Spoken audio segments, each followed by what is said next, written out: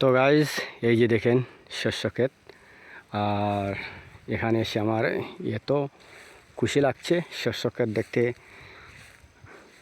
অন্যরকম সুন্দর। আর শস্য ক্ষেত দিয়ে যদি শস্য ক্ষেত না হয় তাহলে তো আমাদেরও অনেক কষ্ট হবে।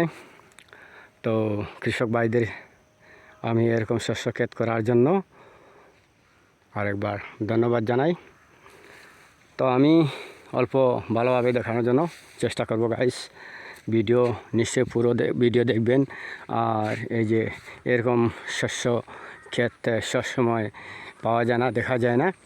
আর শস্য ক্ষেত আমাদের অনেক প্রয়োজন, কারণ আজকাল কি আপনারা জানেন, আমি জানি যে শস্য অনেক দাম হয়ে গেছে, বা শস্য যদি দাম হয়ে যায় তেলও দাম হয়ে যায়। তাই তেলের দামটাও বেড়ে গিয়েছে, শস্য যে তেলটা আছে অনেক বেড়ে গিয়েছে। তো আমি কৃষক ভাইদেরকে বলি, এরকম যদি জমি খালি পড়ে থাকে তো সবাই শস্য ক্ষেত নিশ্চয়ই লাগাবেন।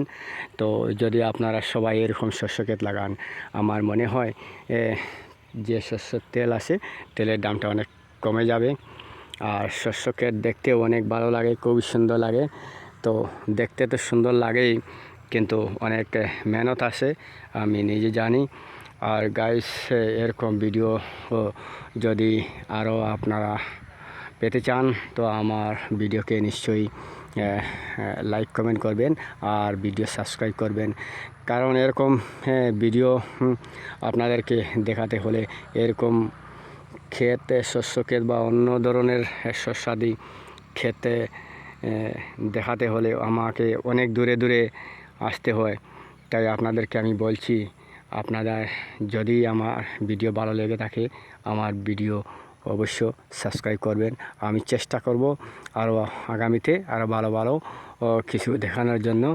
আর শস্য ক্ষেতের এই যে অল্প জুম করেছি, ওদিকে দেখেন সুপারি বাগান রয়েছে।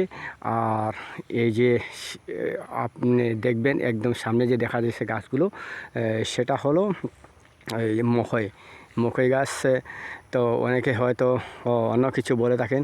তো এই যে মকই গাছ আছে সব শস্যের ওপারে, আর এই যে ওদিকে আছে সুপারি ক্ষেত। তো তো এরকম সব কিছু লাগাতে হয়, খালি জায়গা রাখতে হয় না। তো সেটাকে কাজে লাগাতে হয়। আমার খুবই ভালো লাগছে।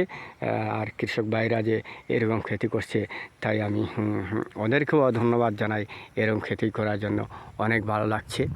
তো গাইস আপনারা আমার ভিডিওকে সাবস্ক্রাইব করতে ভুলবে না, কারণ আমি এরকম ভিডিও করতে হলে আমাকে অনেক দূরে আসতে হয়। আর আপনারা যদি আমাকে উৎসাহ দেন না তাহলে তো আর আমি আপনাদেরকেও আর ভালো কোনো ভিডিও দেখাতে পারবো না। ওকে বাই, জয় হিন্দ।